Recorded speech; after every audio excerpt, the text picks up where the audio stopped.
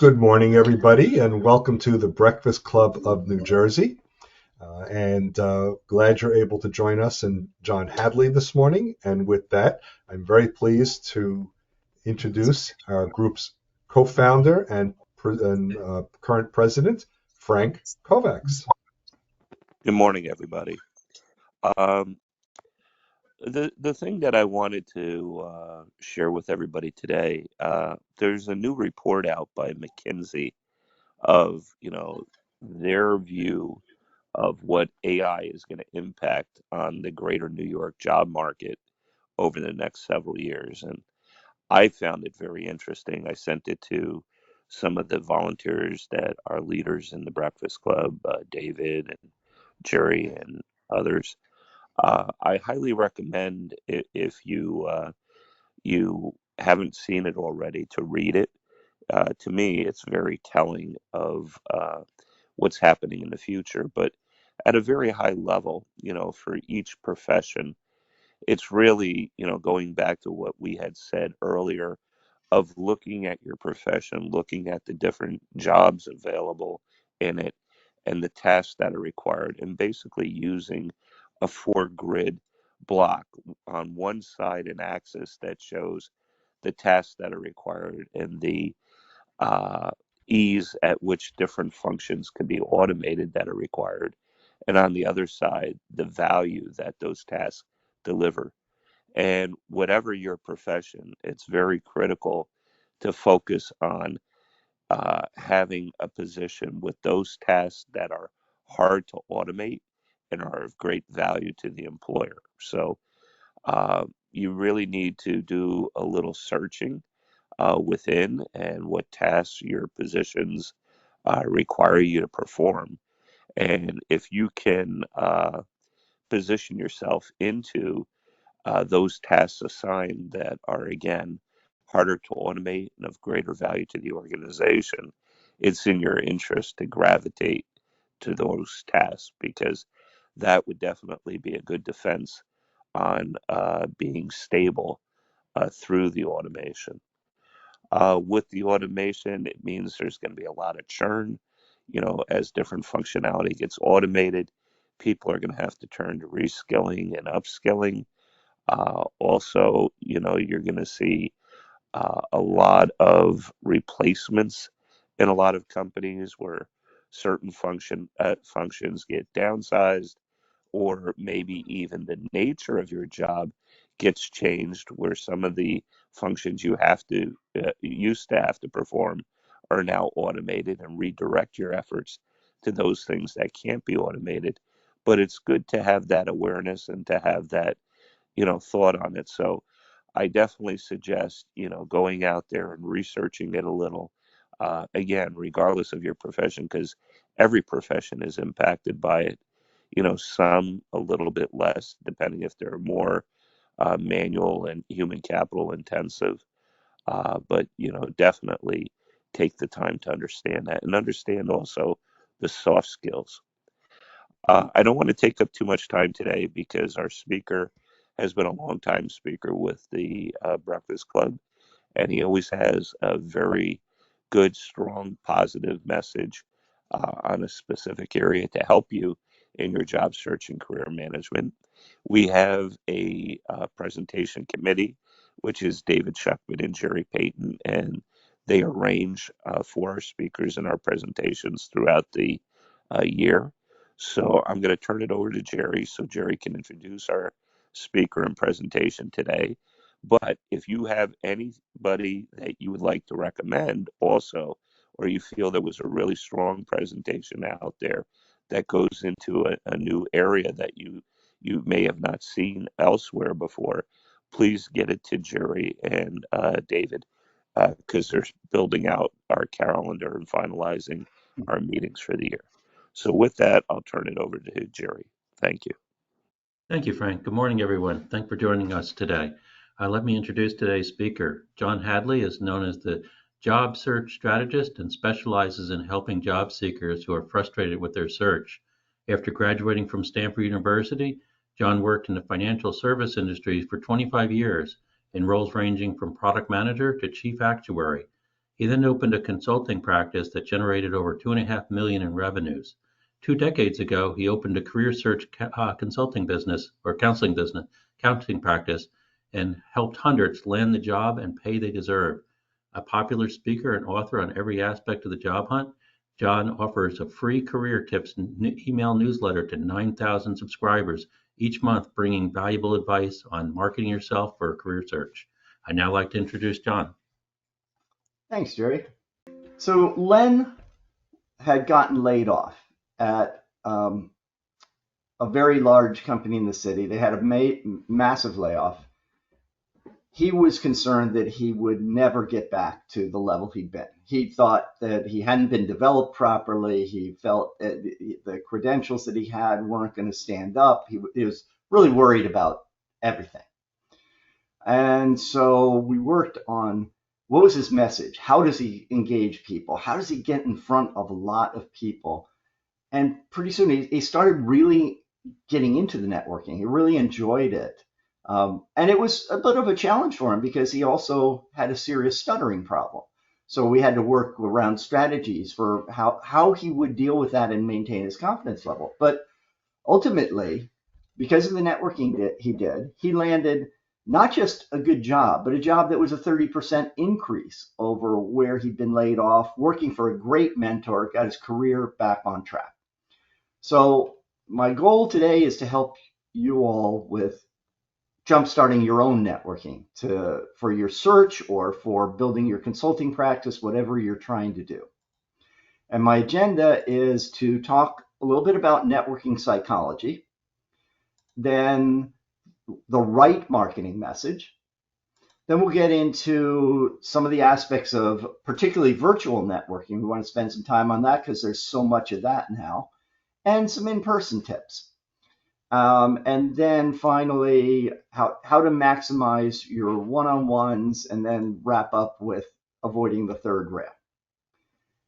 I like things to be interactive, so feel free to ask questions as you go along. I think David will keep track of things that are coming up in the chat box or the Q&A. I'm not seeing that myself, so I'll rely on David to share any of that comes up as we go along. But feel free to jump in, challenge what I say. I can take it. So let's talk about the networking psychology. I love the book by Jim Collins, Good to Great. It's all about what separated companies that were just good in their space from those that became great over an extended period. And he did a lot of interviews, figured out what was different about those companies. One of the differences, which is really relevant to what we're talking about today, is that they had a senior executive who believed in first finding the right people to get on the bus, then finding the right seats for them. So there are a lot of executives out there who either explicitly or implicitly think that way. You know, I worked for a boss very early on who became a mentor to me, who would go to Central Park for a concert, and invariably the next day he'd come back with a new employee, someone he'd met at the concert who he thought was really good. And they were always very talented people that he brought in that way. So your goal for networking is really to get seen as a person that people want to get on their bus. And it's a really powerful concept if you approach it that way, if you think of it that way, that I'm just trying to have a lot of people out there who want to get me on their bus. So when you do that, if you think of it in job search, there are really two phases, two psychological phases. One is when you're coming through the front door, you're going through the screening process, you're directly applying for jobs, you're in the judge it phase, where at every stage people are looking at you and your package and judging whether you're worth taking on to the next step. So there's always this critical evaluation going on. In networking, when you do it the right way, You're in the fudget stage. You're where we're just having this conversation. And I say, wow, I really like what David says. I like his approach. He's really interesting. There's something here. I wonder if there's a way we can get him on our bus. Or I wonder if there's a way I can help him get on the right bus. And so I'm in this mode, this open brainstorming mode, instead of being in that critical mindset of, well, I'm already looking at it for someone who has all these criteria. Does David have any of these criteria? So that's the core of networking. Getting seen as being the person they want to get on the bus, using that fudget stage to really move things forward for you. So it's really about building this circle of influence and building it in advance. So many people who, once they land, they make the mistake of stopping networking. But really, you're trying to build this in advance of when you need it. You're building it in advance of when there's a job opening at that company. Because again, once there's the opening, there's at least a little bit of that judge it phase coming in to it. When there's no opening, when we're just talking, or there's no explicit opening, then it's a whole different game. And your goal is to get a whole lot of people out there seeing you as the person they want to get on the bus, so that when something comes up, you're the first in line. Or maybe you're the only person in line because they haven't even thought about posting this job. That happened for me. That consulting practice that Jerry mentioned, I was changing careers from the actuarial world to the systems world. I didn't have any of the traditional qualifications. I wasn't a programmer by trade. I didn't have systems certifications. I hadn't managed systems projects, but I'd worked at a high level on a lot of systems projects. I went out talking to everyone I knew, and I was at a conference, and someone asked me, "What do you do?" And I told him. He said, "Would you like a consulting assignment?" It was as simple as that. I was a perfect solution to a problem they faced. They had a huge systems conversion effort going on, moving all their life insurance business to a new platform that really wasn't well designed for the business that they wanted. So it needed lots of modifications and testing, and they were way behind schedule. And I was a potential solution to the problem. They were not in the market to hire someone to do this. They were not in the market to even bring in a consultant for it. I just happened to be the perfect solution to their issue at the time. And so I ended up with this great consulting assignment that's going in a whole new direction in my career, what I really wanted to do. So let's assume you're going about this with the right psychology. Now the question is, you have to have the right marketing message. And you need a good answer to what do you do?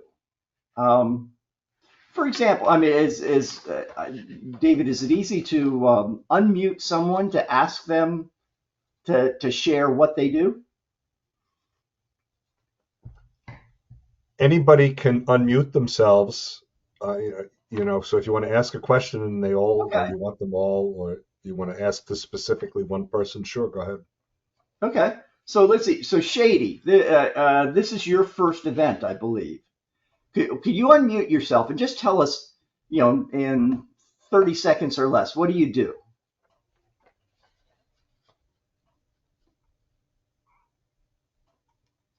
Shady, are you there?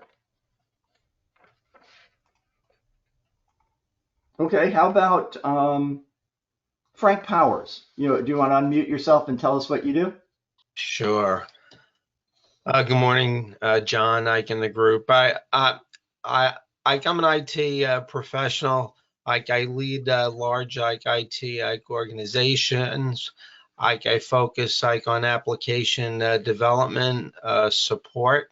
I primarily have worked on internal applications, though. Less so on externally facing products. Okay, thank you. So what Frank did was he answered exactly the question that I put up there. What I want you to all think about is in your networking, when you're asked that question, never answer it. It's the wrong question. It leads you down the wrong path. Imagine anytime you were asked this question that what you were really asked is, why should I pay your salary? Or if you're seeking consulting assignments, why should I buy your service? When you answer that question, you will be focused on the benefit for other people. You'll be focused on the right message to engage people, because telling them what you do really doesn't engage them very much. It's just the wrong approach. So every time someone asks you, what do you do? I want you to think about basically a one-line answer you could give that communicates an element of why I should pay your salary or why I should buy your service. So think about it this way. When you give your message, when you give your 30-second pitch, when you answer the question, what is your real goal for that? What do you think? What's your goal for your marketing message? Anyone who feels like coming off mute or putting it in the chat box, what's your goal for your marketing message? The goal of my marketing message is to convey that that you need my services and that I'm an ideal fit to solve your existing business problem. Okay, so convey that I need your services and that you're an ideal solution. If you can achieve that in that short a span, that's great. That would be a really strong goal to have. I'd simplify it a little bit in terms of, most people go in with the idea that my message is to tell people what I do. And that's absolutely the wrong thing. What you want to do, in my book, is leave them wanting to know more. It's going to be hard for me to tell them all I can do. If I tried, it would be a very weak message. I'd be throwing tons of stuff at them. I just want it to be something engaging that will foster more conversation, leave them wanting to know more, which leads to further conversation. So and when you do that really well, it engages people, it takes them to the next level. So you want to, if you leave with nothing else today, think about leaving people wanting to know more, and do that in every aspect of what you're doing. Use that in your resume. Don't try to tell me all the details of what you've done. Tell me the key points, the key problems you solved, the key results you've provided that make me want to talk to you more and find out more about how you did those things. Do the same thing in your cover letter. Some of you might remember Renee McGee, who used to run the career networking group up in Basking Ridge, and then Alex and Laura and I took it over when he moved to New Orleans. And he used to say, he was a project manager at AT&T, and he used to say, I don't care, you can send me a 15-page cover letter. I don't care, as long as every single paragraph in that letter leaves me wanting to know more. Now, that's a pretty extreme example. I don't think, I wouldn't advise going out and sending 15-page cover letters, but it's a great concept to think in terms of, does every piece of this cover letter, does every paragraph leave the person wanting to know more? And as soon as you get to the place where it doesn't anymore, you've gone too far. Because the whole goal of that cover letter is to get me to say, yes, I want to read this resume. Yes, I want to bring this person in to talk to me. Same thing with the emails you send out. Same thing with your LinkedIn profile. Just focus everything that you're saying on how can I leave people wanting to know more. So, for example, yeah, I was an actuary for many years. Now, if someone asked me what I did, my first inclination would be to say I'm an actuary. Well, why is that not helpful? Why shouldn't I just say I'm an actuary? What do you think? You're relying on someone's perception of what an actuary actually does. Absolutely. And in the actuarial profession, I mean, there are two problems. One is lots of people have never heard of the actuarial profession. So is it going to engage them? If it sounds really interesting, it might. No, but generally saying I'm an actuary is like, yeah, so what's that? It's not creating any engagement. It may or may not lead to a question. But the other is exactly what you said, that I have just attached whatever baggage there is in the other person's head on actuaries to me. And actuaries are not known for being outgoing. They're known for being introverted, for being bad communicators, for being, the deeply analytic opposite end of the spectrum from the salesperson. So do I want that attached to me before someone gets to know me? Now, later on in the conversation, when someone has gotten engaged and it's saying, this is really interesting, and they say, what do you do? And at that point, when I say that I'm an actuary, they might say, that's really interesting. I never would have pegged you as an actuary. And so it becomes kind of a positive at that point that they're saying, wow, he's not like other actuaries that I've met. So the title by itself is actually a big negative in your initial marketing message. You do not want all that baggage getting attached to, unless your title happens to be something really interesting. If I'm the CEO of Paramount Studios, that might generate interest. But most of us aren't in roles where that title is going to automatically generate lots of interest and engagement. So I might say, if someone asks me what I do, I might say I help professionals land the job and pay they deserve.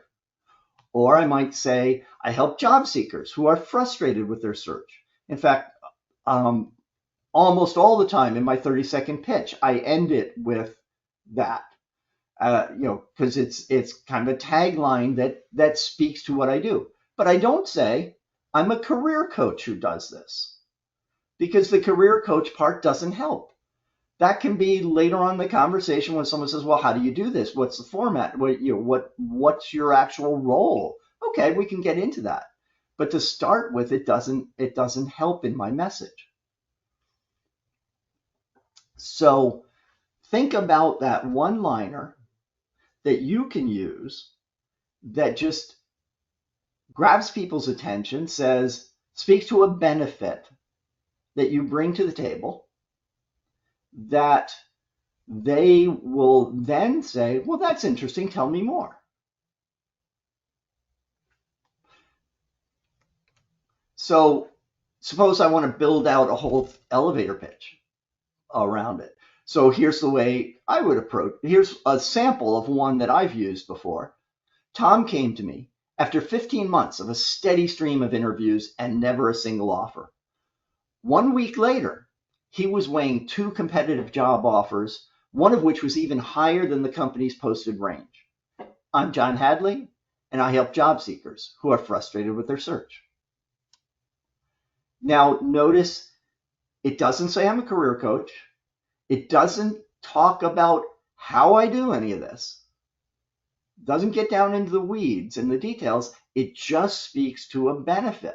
It speaks to a way that I have helped a specific person. And this can be a really powerful way to approach your elevator pitches. In fact, what I do is, if I'm going back to the same group that I've spoken to before, or a networking group that meets every month, I will think on my way there, what's the case study that I can build into this month's elevator pitch? And so I get a chance, if I'm going to the same group week after week or month after month, I get a chance to share lots of different examples of ways I've helped someone. And it keeps me more engaged, more topical.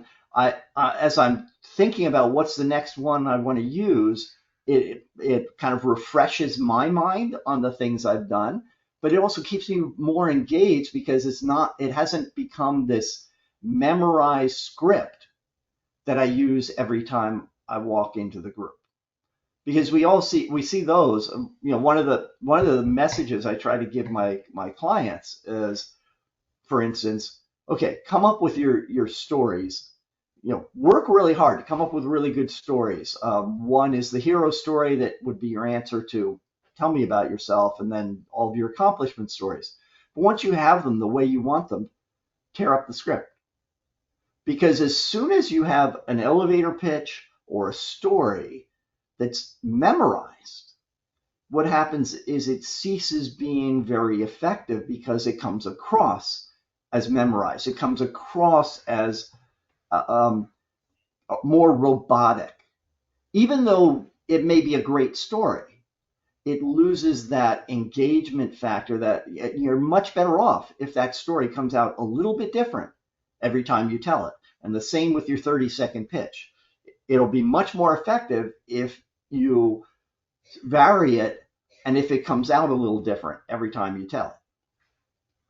So feel free, any questions so far? Because I know I've covered a fair amount of ground already. Well, there's nothing in chat as a question at the moment, but folks, certainly when you have a question, feel free to quickly unmute your mic and just politely interrupt John. Okay. David, I have a question for John there. John, my question is, I see what you're doing here. You really focus, and I wanted to ask us, it looks like you're focusing more of the benefits as opposed to giving a position that basically people could, have their own impression of and say you're bounded then by, you're an actuary. And I would never think an actuary could do something like this, what you're doing currently. So is that really what you're really saying, is to make sure we keep it focused on what benefits we have as opposed to saying here's a title that we do and we're just like punching the same buttons and hitting the same buttons everybody else does who does that role? Yeah, absolutely, Jerry.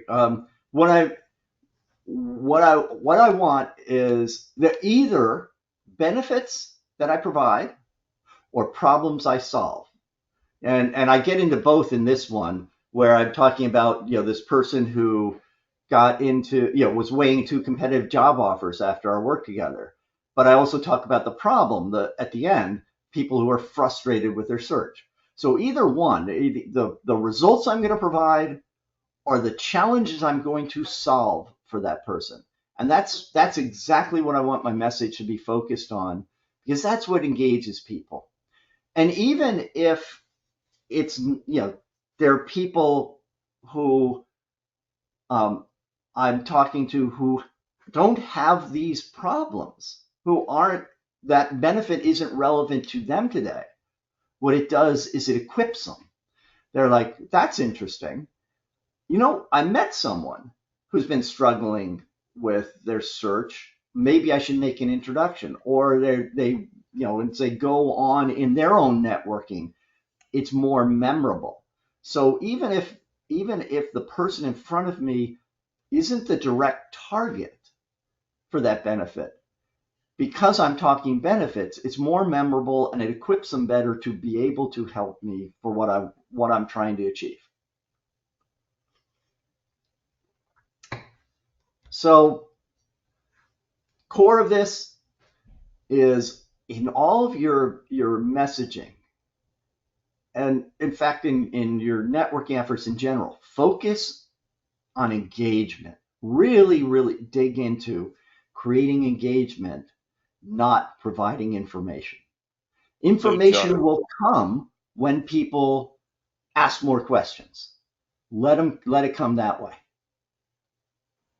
John, if I could ask you a question, you Sure. know, from the days of when you became an actuary to today, there's been a lot of digital and technical transformation. So, might it be helpful for you to go a level up and instead of, talking about more from an actuarial standpoint, say that you're a data scientist that mines data to provide insights, but you happen to do it within the uh, the focus of an actuary. I would say that would be that yes, in terms of Because I would think it would open up more for you because the same skills that an actuary has have much wider applicability these days due to the way that technology has evolved. yes.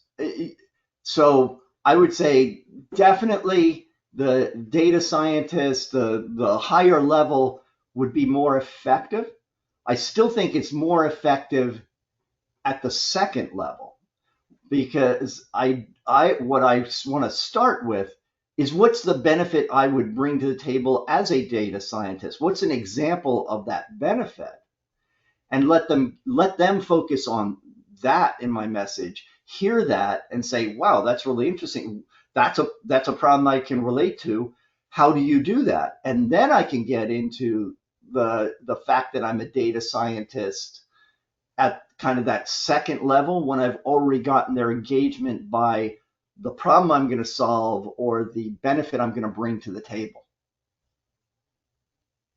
And by the way, at the bottom here, you notice that little statement with my website. What that's saying is, if you go to my website and you type in this, there's a search bar in the upper right. If you type in 5 C's, 5 C''S, it'll bring up some articles. I think it's the second one that says, "Are you following the 5 C's?" And what that'll take you to, it's a linked set of about 6 articles that take you through a whole process, a whole kind of a mini course on delivering your marketing message effectively. It's the 5 C's of an effective marketing message. So if anyone who's interested, just go to the website, type in 5 C's in the search bar, and click on that link for "Are you following the 5 C's?" Yeah, the reason I'm bringing it up, John, is because this week alone, I had 5 people either come to me or be referred to me to help with job search. Mm-hmm. And in each case, they describe themselves as an IT professional. And to me, it's just dead ending because I need to know what it is within that you're really, your expertise lies and what you're focused on wanting to do and the value that you bring. So you have to keep peeling back that onion to get at the center of what it is, their value proposition is and what it is they're looking to do. And, it's just so much easier if they could lead with that up front. Yeah, and this is also very contextual. If I already have your attention, if I have a one-on-one meeting with you, I already scheduled, I can go into more right up front. If I'm at a networking event where it's just someone's asked me what I do, it's a very different animal. It's like that message I mentioned about, I help job seekers who are frustrated with their search. If someone comes up to me and we're just meeting at an event, that's not going to be the first thing out of my mouth. Now, if they ask me what you do, I will say it. And then I'll ask them, so what do you do? And get more conversation going. but I'm going to try to start the conversation on what they do. And we're going to have and at some point they're going to ask me. But if I just walk up to someone and I say, "Hi, I'm John Hadley, and I help job seekers who are frustrated with their search," it's going to be very off-putting. It's going to sound like I'm selling them something. But in the course of a conversation, it's going to be very natural. And the same with what you're saying. If I just, if I don't know you yet, and I run up to you and I say, "I'm a data scientist," it's not as helpful as if I start with a benefit. But if once we have a one-on-one, you're expecting to get more information, I better be prepared with those sharp statements of exactly what I do, exactly what benefits I bring, because you are, about the data scientist versus the IT professional, because you need to know now in that deeper conversation exactly what it is I can do. So let's get into virtual networking and how to make the most of that. And here's, by the way, that's another good article on some of the things, particularly around virtual networking, but about networking in general, some of the critical mistakes that people make. So there's another article down there you can find.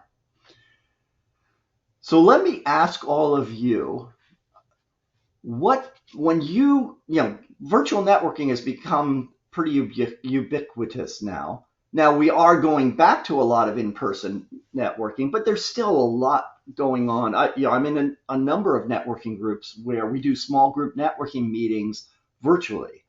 And so let me ask you all, what behaviors, what things do you see or experience in virtual networking that really bug you?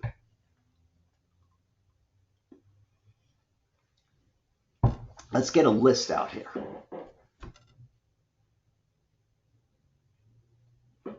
Bring yourself off mute and tell us what bothers you when you go to virtual networking situations. And by the way, John, a question did come in to chat. So Okay. if you want to do that, if you want me to read that sure. now. Yeah. Go ahead. So this is from Carissa. Question about the one sentence statement. If you have more than one thing you do, I've been told I should have 3 different resumes. How do you convey 3 different statements on one resume or LinkedIn profile? Is there a way to combine them for this one statement we need, or to come up with, or should I have 3 different statements? Well, let's think about the context. Okay, first, if someone asks me, "What do you do?" or I'm giving an elevator pitch, I don't want 3 statements in there because I'm going to confuse people. Particularly if they're not closely related. So I want one thing in there. Now, there's no one statement that can cover all the things you can do. And that's okay, because my goal there is to create engagement, get someone to want to explore more with me, have a more conversation, not to tell them lots of stuff. So focus that very clearly. Now, when you talk about your resume, you want your resume to be really focused on the specific job, the specific opportunity you are going after. Now, if you are applying for say I'm going for an IT role and I'm going for a marketing role. Well, first off, I would question whether that's going to be an effective strategy. You're much better really focusing in one direction. But still, when I'm going for a specific job, I'm going to make sure that my presentation, my resume, my cover letter is very focused on that specific opportunity, the things that they are facing. So the statements in my opening summary are going to be related to what is going to be relevant to selling me for this specific situation. Now, there will be multiple statements in there because in a resume, I'm trying to communicate the breadth of what I bring. but I'm not going to just throw the kitchen sink in either, because I'm not going to throw in things that are totally unrelated. So but every statement I make, I'm going to try to make sure it's stating a benefit or stating how this thing that I do relates to a benefit or a problem that I solve, so that it's not just statements like, I bring proven results in IT. I'm a strategic leader, all sorts of garbage like that. I want things that speak to, here's the benefit that I bring to the table. LinkedIn, you're going to have more difficulty if you are going for multiple targets. Again, I would really focus on what's the commonality, what is the most interesting one I really want to go after. Because if I go to your LinkedIn profile and say you're presenting yourself for 3 different possibilities that are not closely related, I'm now going to lose a lot of interest in you for any of them, because I'm going to say, I don't see the focus. I don't see what you're really going after. So the more you can bring your message into focus on a specific direction, the more luck you're going to have with that. Great. Thank you, John. So it sounds like certainly know your audience, who you're talking to, and that's the message you want to present to that audience. Right. So to answer your question that you just asked prior to this question, what came up from Jim, fighting for airtime and getting a word in, especially in a large group. And 2 other people concurred with that as a statement. Yeah, that can be hard in a very large group, particularly. So you got to be very strategic about that. Yeah, there was one group that I've spoken to number of times out in California that when they first went virtual during the pandemic, they were getting 100 people to the events. And what they do is they'd have like 15, 20 minutes of open networking before the presentation started, and then stay on for additional networking. And that was tough when you had 100 people on a Zoom call.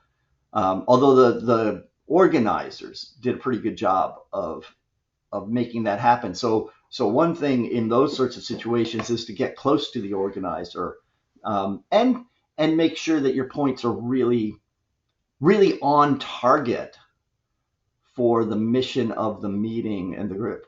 But anyway, okay. So what other things?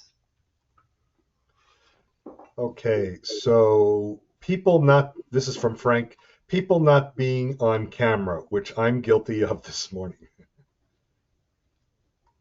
Yep. That's a biggie. And the question that was asked a moment ago that you addressed, Carissa says, thank you. Oh, good. Any other behaviors people find that bug them?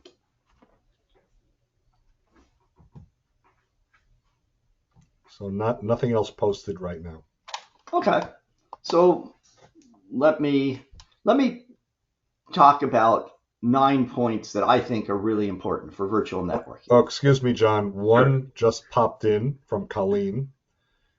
People having noisy background. Yes. Kids running or screaming, or people not muting when not speaking. Yeah, those are biggies. Especially, you always at a larger, say you've got 20, 30 people, almost always there's somebody who has forgotten to mute themselves and is not responsive when hey, could you please mute yourself? And the organizer has to take some time to go and find which person and mute them. I've been on presentations where there was someone who took a phone call and then was just ignoring everything that's going on around them as they take this phone call in the middle of a meeting that other people are hearing their phone call, and it's very annoying. So one way to stand out in virtual networking is just being on time, because when you come in late, I mean, you do stand out, but you stand out in a negative way. I mean, particularly in virtual networking. I mean, what's your excuse for not showing up on time? That it took too long to get from the bedroom to your office? It was different if it was a networking meeting where you had to drive an hour to get there, that you might have a little bit of an excuse. So think of the psychology, the message that's going on in other people's mind when they see you show up late. It's saying that your time is more important than everyone else's time. Don't leave early. Obviously things come up, but if the event, the workshop, whatever it was important enough for you to come to, wasn't it important enough for you to have allocated the full time? And again, it's what are people seeing when you leave early? They're saying, what signal are they taking from the fact that you're choosing to leave early? So now things come up. Sometimes you don't have a choice. I got double booked. My son just called, and there's an emergency, and I'm going to have to go. Okay, but tell the organizer, tell the speaker, by the way, I'm really sorry, something came up, I'm going to have to leave 15 minutes early. And you will change the psychology, because they know that's going to happen, and they won't be like putting things in their heads about you because you chose to leave early. Oh, they were disengaged or whatever. Marty, I know Marty Latman's spoken to the group many times. Marty and I were on a panel one time down in Princeton, and there was someone who, up until then, I had thought of as a pretty good networker. It wasn't that I had lots of contact with him, but I had enough. I'd seen him in enough groups. I thought of him as a pretty decent networker. We're doing this panel, and throughout the panel, he was turning to the person next to him and making comments. Now, we weren't close enough to hear what comments they were, so they could have been, hey, that was a great point, but kind of a distraction, both for us and for the person he's making the comments to. And then about 3/4 of the way through the presentation, he just gets up and he leaves. And I was commenting to Marty when I was doing a presentation one time about this, and he had exactly the same reaction that I did, that this is a guy who clearly is not a good networker, and not someone, that, at least based on that experience, that we would feel that excited about helping with something. Now, maybe he had a good reason. Maybe he could recover from that. But why do you want to be in a situation where you have to recover from something you've done? Don't be pushy. What I mean by this, there's the comment about trying to get in a word in large groups. Well, I see the reverse happening. People trying to put in too many words. For example, in most networking groups, or even presentations like this, there'll be a point where the organizer will encourage people, hey, this is a networking event, put your contact information in the chat box. So that's great.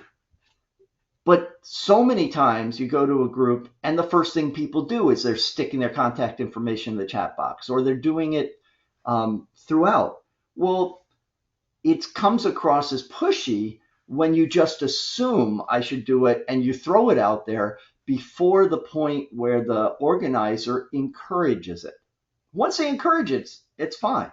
Or say you make a point, and you get a chance to make a point in it. Well, that might be a time where it'd be more natural to then put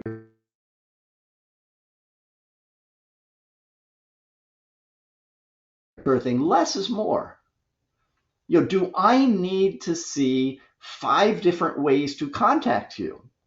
mean, it takes up a lot of space in the chat box. Now, when we save the chat box at the end, it's not so bad, but during the meeting, particularly if the moderator is trying to watch for questions and that sort of thing, if people put something in the chat box that takes up half a page, it becomes very unwieldy. It makes it more difficult for them. So think about what is the piece of information that is really important to put in the chat box, as opposed to let me put all of the stuff that I possibly could in there. So choose what you really want to communicate when you do this. As Frank was saying, be visible. Always use your cam unless you have no choice in it. And again, it's the sort of thing where if you don't have a choice, let the organizer know there's a reason you're not using your cam. There's a lot of inferences people are making by your behaviors. So when you don't use your cam, things are going through their mind like, well, does John not have a cam? Does he not know how to use a cam? Does he have a terrible background that he doesn't want us to see? Is he multitasking and he's not really paying attention to this? There's all this baggage that's getting potentially attached to you. Now, it may all be unfair, but again, it doesn't matter because it's the other people's heads you're putting this trash into. They're making inferences just by the fact that you're not using your cam. So really think about always using your cam in any meeting, even if it's if it's not a networking meeting, if it's just a workshop. There was someone who reached out to me once. Well, I wrote an article on this, and he reached out to me to tell me how at his company he had gotten into the habit of always being on cam, even though 90% of the people in their online meetings were never on cam. And he they had like an in-person gathering, big sort of a mini conference of the company. And he found all these people coming up to him and saying, "Hey, I recognize you," and he got a lot of positive feedback, a lot of connections, just because everybody always saw him on cam and he stood out among everyone else in the company as a result.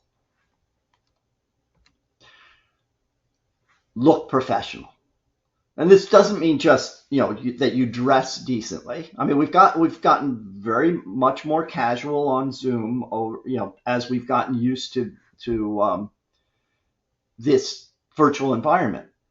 But try to look professional. Try to look like the person people want to work with or want to refer.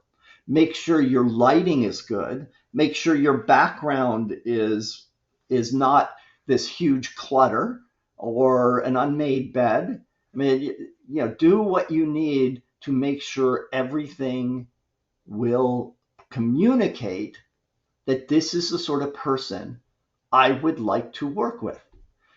Just like if you go to an interview, you go to a virtual interview, and you've got bad lighting, you've got the cam looking up your nose, you've got a bad background. What the interviewer is looking at is saying, wow, this is what I'm going to have to put up every day on the job. What I'm seeing now, what I'm experiencing, the unstable internet connection, the breaking of the connection from time to time. That's what it's going to be like day to day working with this person. There's no way I'm hiring them. So the same thing in networking. They're experiencing what they might get if they were working with you. And that's going to affect whether they are willing to connect you to others, whether they're willing to bring you into their company. So always focus on looking professional, having all the right things, making sure your internet connection is really solid so that it's not going to go down on you or cause glitches in the call. Now, things happen. That you're occasionally going to have a glitch. You're going to have a display that goes bad. You're going to have something happen. But be prepared for how am I going to react when that happens? Because if for instance my connection suddenly went down and I had to dial back in and I'd come back in, cursing and saying, "Oh, the damn internet," and look at all this stuff, that's going to leave a very different impression than if I come back in and say, "So sorry, let's pick up where we left," and go on without missing a beat. And the person on the other side is saying, "Wow, I would have been really, frazzled by that. Look at how nonplussed they are. This person really handles challenges well."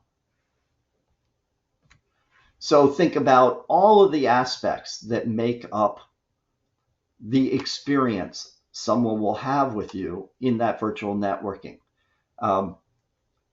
And in terms of background, I would recommend avoiding virtual backgrounds unless you have no place where things are going to be really professional. If you don't have any place where you can make it look professional behind you, because you can play around with it. And in networking events, it's not as much of a problem, but in interviews, particularly, what happens with virtual backgrounds, unless you have a really strong internet connection and really well done, a lot of times you'll move and a finger will disappear and there'll be this little fuzziness around your head where the connection to the virtual background is. So I would at least be cautious about overusing virtual backgrounds. And don't, if you have to take it on your phone, which sometimes happens. You're on your way to a meeting, you have to plug it into the car, you're not near your computer.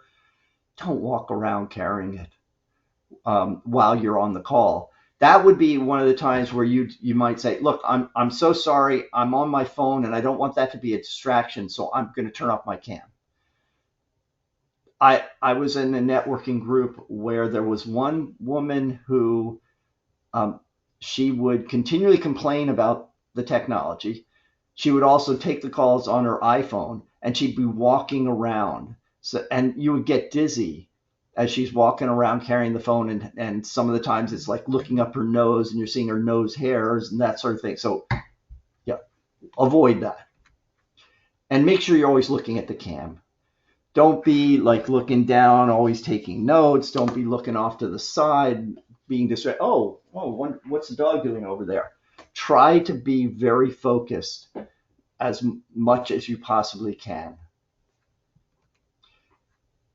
Oh, John, excuse me. Sure. So there's also a question from Carissa. What is the etiquette if we have to step away from the computer for a moment? Turn off the camera, leave a quick note in chat, be right back. What would convey something momentarily urgent came up and I have to step away, but I'll be right back? Does it depend on the size of the group, what you say or do here? Example, the dog urgently needed to go out even though I let him out before the meeting. You don't want to convey that to the group, but you want to be polite to the group without sharing a long, distracting story. Right. I would, that would be a situation where I would turn off the cam. And what I would most often do is put a little note in the chat box, be right back, or no, something came up, be right back. And I'd turn it off and go do what I need to and come back.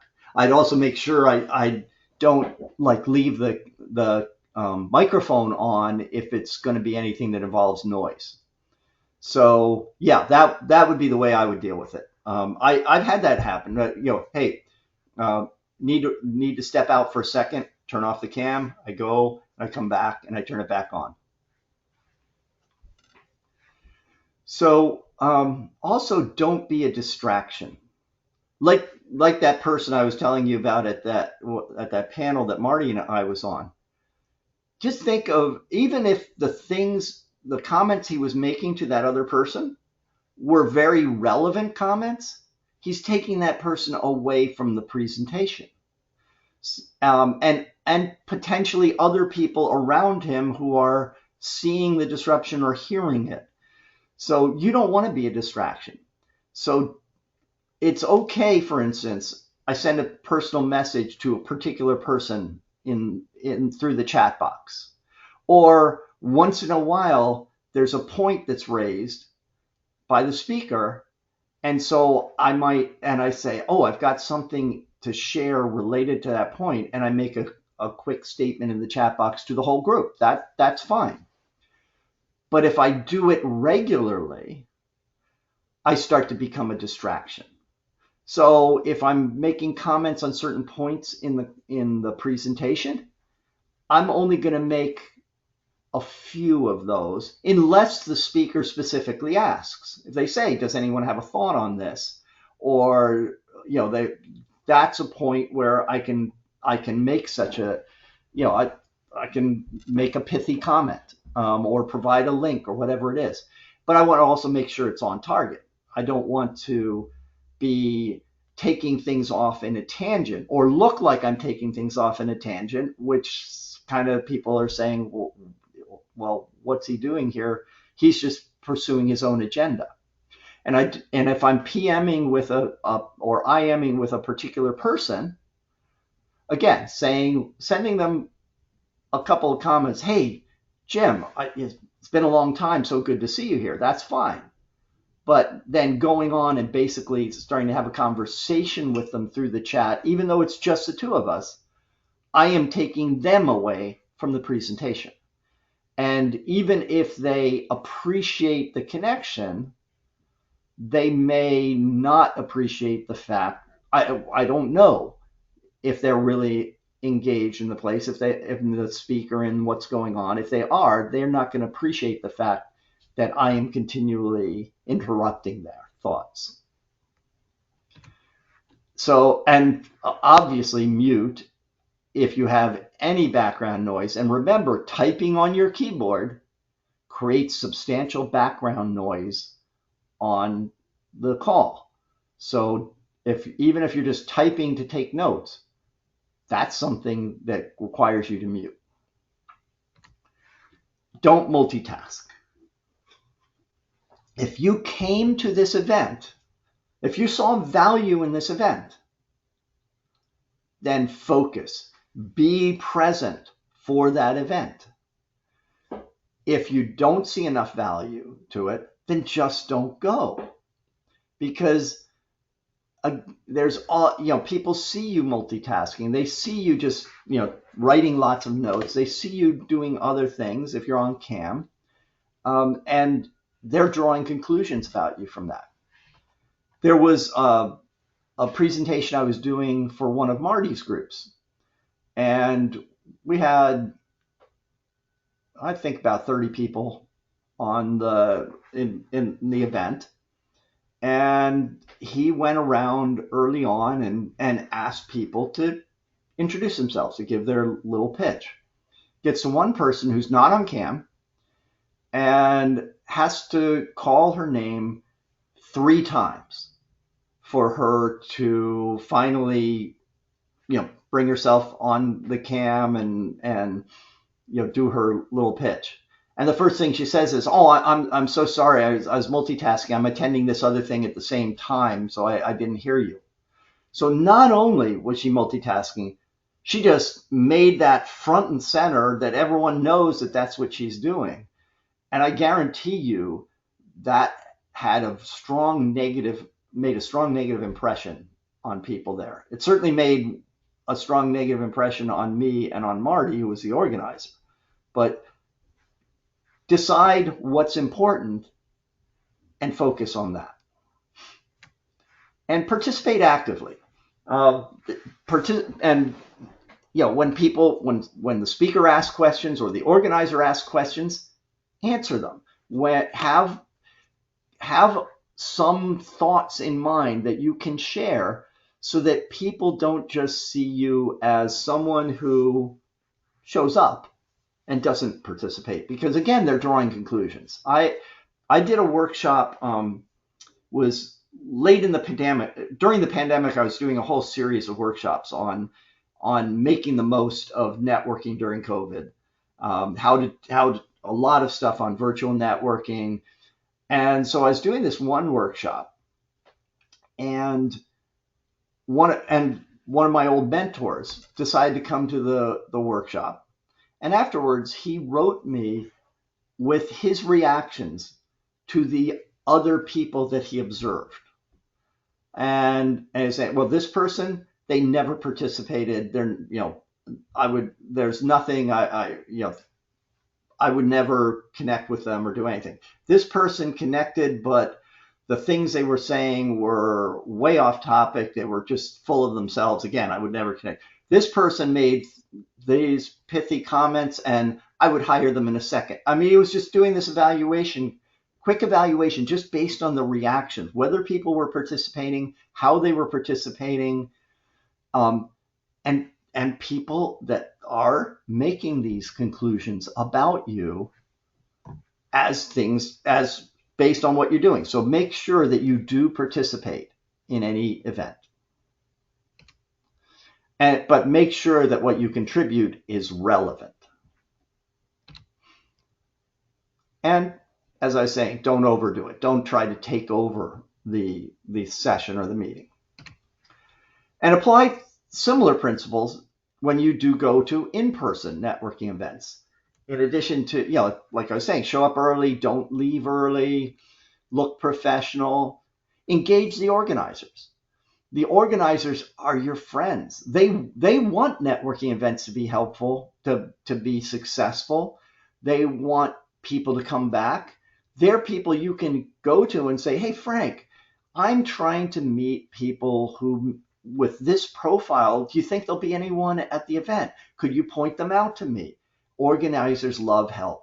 In fact, become an organizer. Just being the person who helps check everyone in at the door gives you a chance to connect with a whole lot of people. And if you've done your research as to who's going to be there, now and there's this person who works for a particular company that you don't know, you're going to be the person who hands them their ticket, so you get a chance, their name badge, so you're going to get a chance to connect with them right away. You're going to know who they are. Actively participate in the events and prepare yourself with some kind of back pocket questions.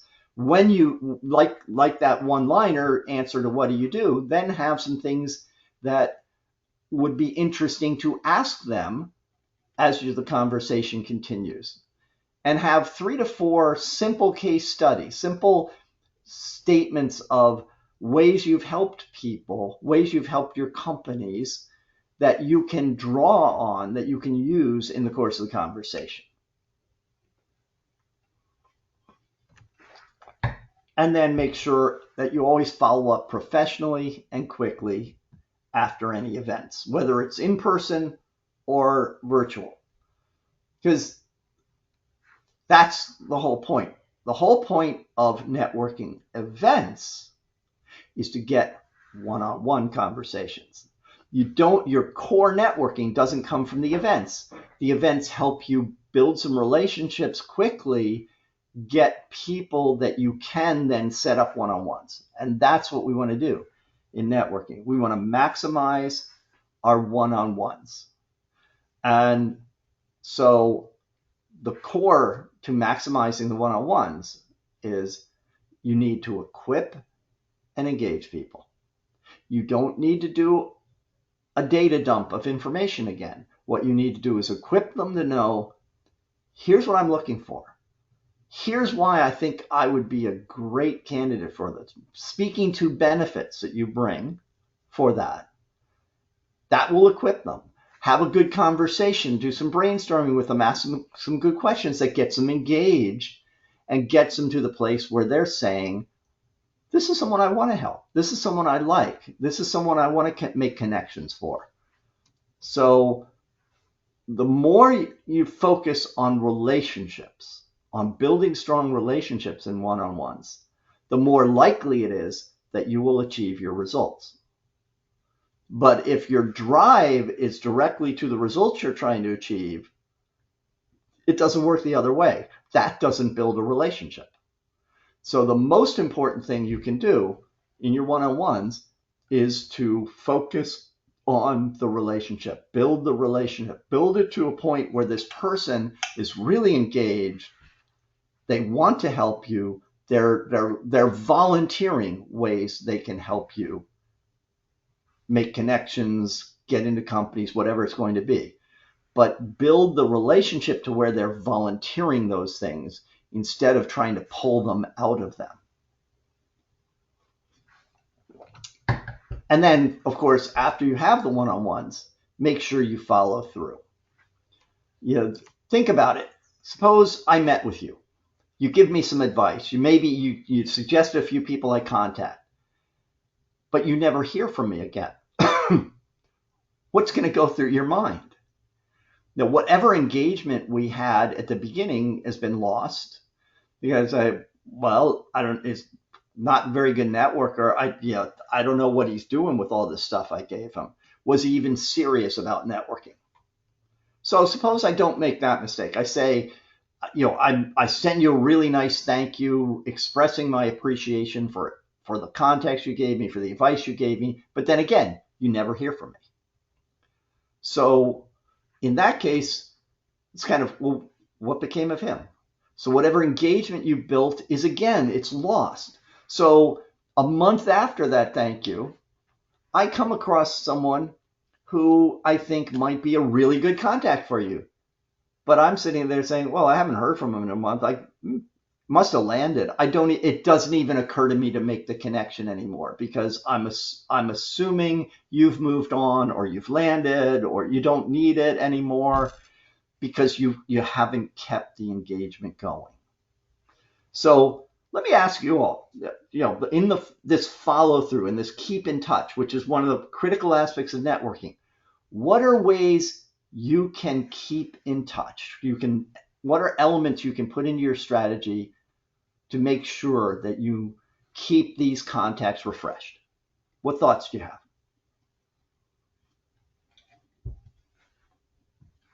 Okay, we'll play Jeopardy music waiting for a response. Yeah. Do, do, do, do, do, do, do. John? John Yeah. can sing. I have an Excel spreadsheet that I track all of my conversations on. After I have a conversation with a person, I create an entry where I also add next date that I want to follow up with them on, and then I make sure at the beginning of each week I get into that spreadsheet. I can see who I need to be reaching out to. Even if it's just a warm, hey, sort of what's going on, how are things going in the job search, or just whatever may be going on in their life. Yeah, no, that's great. You're keeping it very organized because it's so easy to forget if you haven't set that follow-up date in your own mind. So putting that in a spreadsheet where you can track that is a really good idea. So now when you do get to those follow-up dates, what are some of the things that you do to try to keep that connection refreshed? I can sort of see if they want to have another a virtual coffee maybe. Okay, so ask for another virtual meeting. That's one thing. I guess about any action items that may have been discussed in our last call. Okay.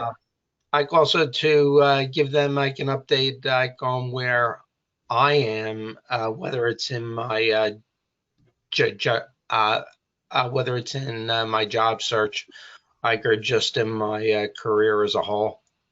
Okay, yeah, and those are all good things. They're still very focused on you. So if you can add into the mix some things more focused on that aren't just directly focused on the search all the time. It's not that there's nothing wrong with things that are focused on my search because that's what I'm dealing with. But finding other ways too, just even the things like on LinkedIn, you're going to get birthday and anniversary announcements. So there's a couple of times a year you can, connect with people over something, looking for, hey, I just came across a really interesting article on this, topic, this area that would be very interesting to some of my people, and not just posting it on LinkedIn, but actually directly sending links to specific people who I think would benefit from the insights in this article. So finding other ways to mix and match as well. And I like what you said. Yeah, the thing about action items. Absolutely. That's a really good one. If you do a really good job of keeping track of what comes out of it, I meet with Frank and he says, I think you would benefit from meeting with Judy. Okay. So now when I meet with Judy, I can reach back out to Frank again and say, Frank, I just wanted to let you know, I met with Judy like you suggested, and it was a great conversation. And she suggested I do this and this. And if I'm really organized, when I do this and this, I could reach out to Frank again. In addition to reaching out to Judy to tell her what came out of it, I could reach out to Frank again and say, hey, Frank, I just wanted to let you know that connection has really borne fruit because the people Judy connected to me have gotten me to this and this. So Frank starts to say, wow, he's doing a great job of following through on the things. And Frank might say, I wonder if he might benefit from a connection to Jim as well, because I've shown that I'm doing the right things. No one just opens up their contact directory and gives you every possible contact they could the first time. So keeping in touch and keeping them seeing that you're actually following through on things and doing the right things makes it more likely that they might open up their contacts some more and give you some other possibilities. So finally, how do you avoid the third rail? And, think about it. What makes you back off the most from Excuse me, agreeing? John. Sure. Yeah, based on your last slide, you asked the question. There are two more comments in chat. Actually two from Carissa. Connect on LinkedIn and engage with their content. That's the first one. And the second one, make introductions to other contacts you think would be valuable to them. Connect people you know. Very good points. Yes, both of those. It's no longer about me. I'm helping them in some way. So that's great. So think about what makes you back off the most from agreeing to having a one-on-one networking meeting with someone. It's the direct sale. When the person is pushing too hard for what they want, it's like, oh, another one. I remember doing a workshop one time, and someone who had come to it, reached out to me afterwards, which was fine, and we, to have a conversation. But almost the first things out of his mouth were, so I'd like you to introduce me to some people who could help me. I'm like, dude, I don't know you well enough to connect you to people, to open up my contact list. It was just very pushy. He was basically engaging in the direct sale. So in a job search, the direct sale is anything that's about, help me find a job, do the work for me. There's this dance you're trying to do where you create a strong relationship and the other person says, oh, well, here are ways I could help you. Well, they're volunteering the ways they could help you. That's so much more powerful than when I say, well, you could help me by doing these three things. Sending unsolicited resumes. I mean, that's like a job application. In fact, in networking, I believe very firmly, do not send a resume to anyone unless they very specifically request it, because it just changes the nature of it. Asking about openings. If I have to ask you, what openings do you know of? Can you introduce me to your boss? Who is, tell me, what positions, what places that are hiring? I'm not doing a good job of engaging you. Because if I do a really good job of engaging you, you will tell me about openings or places that are hiring people like me that you know of. If you're not telling me those things, if you're not volunteering those, there's a reason you're not volunteering them. So me trying to pry it out of you is just going to impair the relationship. And even asking for informational interviews. I mean, yes, it's not terrible, but calling it an informational interview changes the nature of the connection. It's like, hey, I'd like to have an informational interview with you. It's like, okay, this is like a job interview, as opposed to, hey, I'd just love to sit down with you and get your advice on my search. And by the way, if on the consulting or business side of it, it's the same thing. If my approach to you is, I want you to buy my services, it's that same third rail that zaps your efforts. So let me show you, this is an example of something I got from someone. As I've been targeting a new career opportunity, I've met a lot of terrific people, and I'm trying to cast the net broadly enough to catch the right opportunity when it opens. I value our relationship and respect your judgment and wanted to reach out to see if you could assist with referring me to 2 or 3 executives who would be good additions to my network. I'm confident that expanding my personal and professional networks will help connect me to the next opportunity. What do you think? What would be your reaction to a blind email? Someone I've spoken to before or has been to webinars of mine before. It's not like it's blind in that way. There was some connection, but just out of the blue sending an email like this. What would be your reaction to this?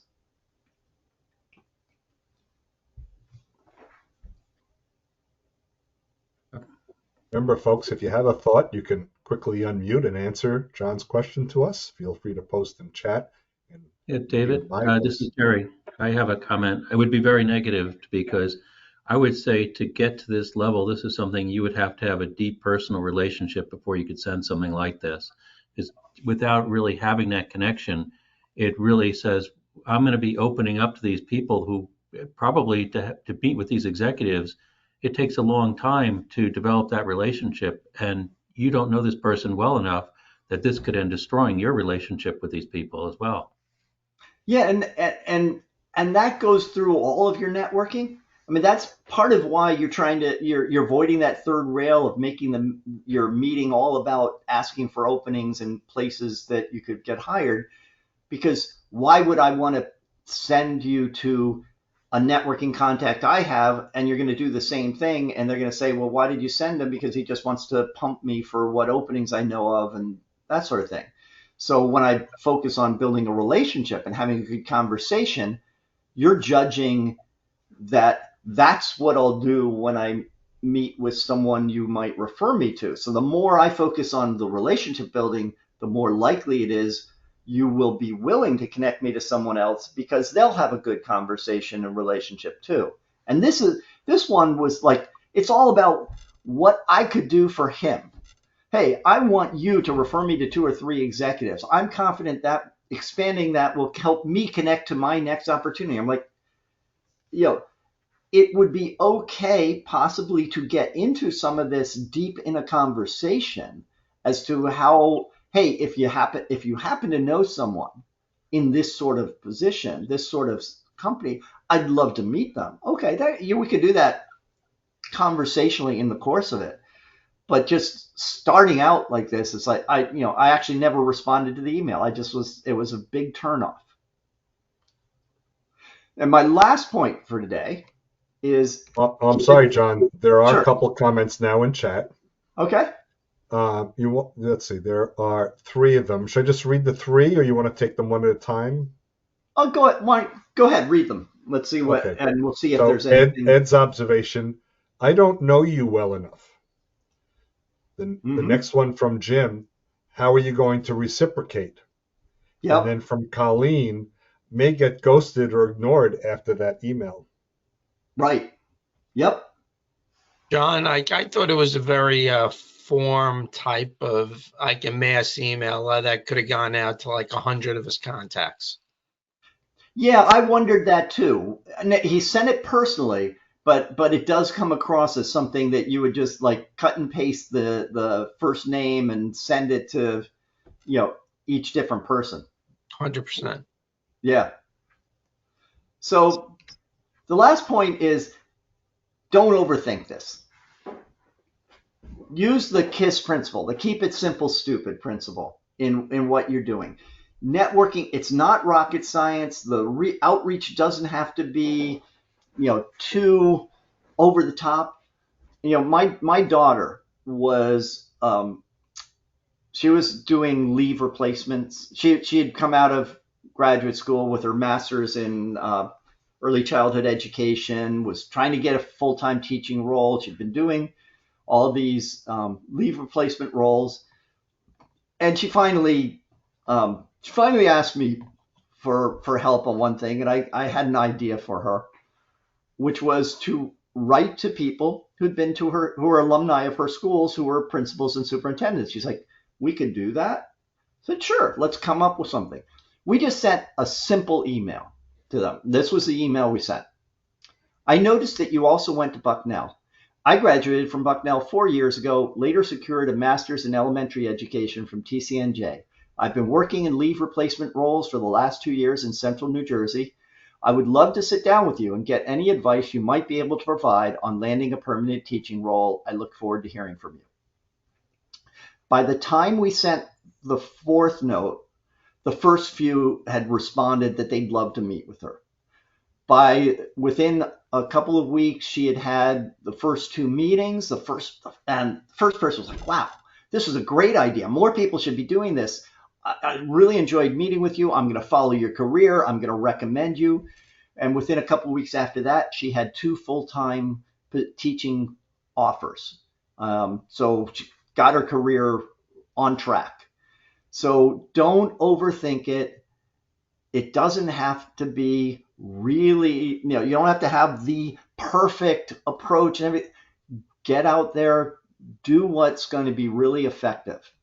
And as was mentioned at the beginning, I do have a career tips newsletter I put out every month, and brings expert advice on your search. So if you'd like to get that, just email me at my email address there, or you could put it in the chat box, and I'm sure Frank or David could get me your email address. Just say tips, and I will, in addition to sending you career tips, I've come up with a series I call Building Influence. It's 1 email a day for about 2 weeks on techniques for building influence in meetings and interviews.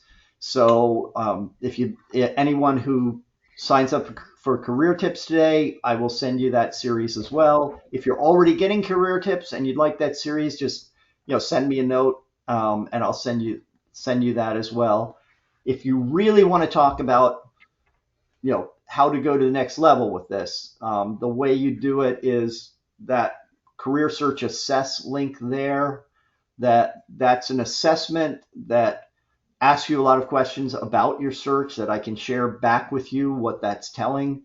And we just have a 30-minute session to zero in on your goals and challenges, positioning you to take action. It's not, no obligation. It's not, it's not a hard sell or anything. But if there's a fit, I'll describe how we could work together on that. But either way, guaranteed you'll get a lot of value out of that. So I don't have time to do everyone, but the first 3 people who want to do a Kickstart Your Career Search session, let me know. Just fill out that assessment, and we will do that. And I will turn off my sharing here. Let's see if I can figure out the right link to go back. For some reason, go to there's the share button. Stop sharing. There. Oh, success. All right, John. Well, you certainly passed the IT portion of this program, so that's good. Okay. All right. Well, for anyone, if you do want to post your email address in chat, put it, to everyone, not just to John or to me. And what I'll do is I will send John the chat. And actually, what I'll do later is download the chat. It will get posted as well. And but John, thank you. Right from the beginning, you talked about that short statement, and I think that's terrific. And the reason why, and that's what I've been doing for years now. If you think about it, when you meet somebody the first time, you don't say, hello, my name is David. I was born in a log hospital and then I went to elementary school. You don't give an elevator pitch. You say, hi, my name is David. This is what I do. The other person may reciprocate, and all that other important information remaining in the 28 seconds of the 30-second introduction, well, that becomes your engagement. Oh, tell me more. So I like that use that statement to grab them, and then you have the opportunity to give them more information. So John, that resonated with me right from the bat, along with always the tips that you had for connecting with people. So thank you so much for, again, being such a friend and supporter of the Breakfast Club of New Jersey. Oh, you're very welcome. Folks, if there are any more questions or so John did post his email address, and not only is he just politely asking you or reminding you, feel free to connect with him, but he's very genuine in that way. So if you have a question for him, feel free to connect, and having a problem here, and he will respond. So thank you for that. And let's see. There we go. As a reminder, next month we will be right back here again. It will be April 13th. It's not an unlucky day. It is Saturday the 13th. Ken Lang will be presenting how to use LinkedIn, or how LinkedIn is using AI for job search. AI is infused its way in so many parts of our lives. LinkedIn is not to be left out. And Ken Lang, it has become a bit of is a guru with LinkedIn. He's unemployed by them, but he's on one of their panels, and to learn from LinkedIn how they're using AI for job search and how you can leverage using it as well. So that'll be next month, April 13th. And with that, before I wrap up, Frank, if you'd like to have a parting announcement, please do. Not an announcement, but the only thing that I would add to today's conversation is be authentic. Because the one thing that, it has to be a two-way reciprocal relationship for networking. And, Rod Colon, who has been a long time contributor to the Breakfast Club as well, he always talked about it. When you met somebody, you want to create an emotional bank account. And, as you're helping them, you're making deposits into that account or that relationship balance. You've got to be authentic. You have to be in it. You can't just be what's in it for me. If you're going to go about it, that way, people are very quickly going to determine that that's what you're about, and they're going to be turned off to networking with you. So be very authentic. Make sure it's a two-way street. Be reciprocal, and be genuine and authentic, because those are the things that underlie the whole relationship. If that's not there, you're not going to be building relationships on a strong foundation. So that's the closing thought. Terrific. Thank you very much. So, folks, as we wrap up this meeting, I'll let you know in a moment. In a moment, we will turn off the recording, but we're going to keep the meeting open for virtual networking. So we encourage you to stick around if you'd like, and hopefully John can for a few minutes. And it's an opportunity to talk about whatever we want to talk about. Of course, one thing Frank is fond of saying, it's really not a session for selling your boat. So maybe not as much for that, but any other information is fair game. So once again, thank you to John Hadley, and we hope that we can see you all next month or anywhere around town, but next month right back here on April 13th with Ken Lang. With that, bye everybody.